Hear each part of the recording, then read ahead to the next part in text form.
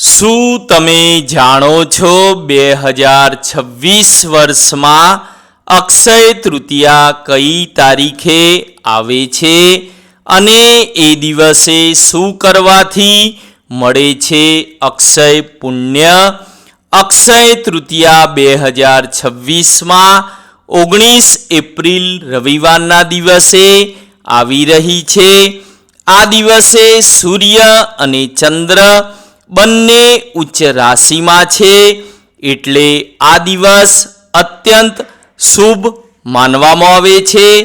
શુભ મુહૂર્ત સવારે 7:53 થી બપોરે 12:39 સુધીનું રહેશે.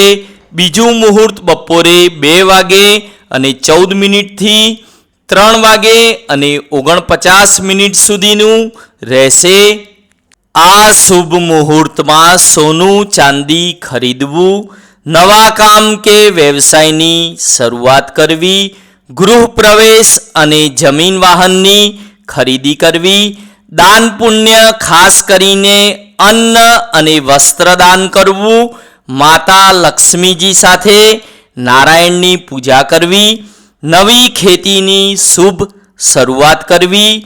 આ દિવસે કરેલા સારા કાર્યનું ફળ અક્ષય એટલે કે ક્યારેય ખતમ થતું નથી. આ માહિતી સાચવી લો અને પરિવાર સાથે શેર કરો. જય શ્રી કૃષ્ણ.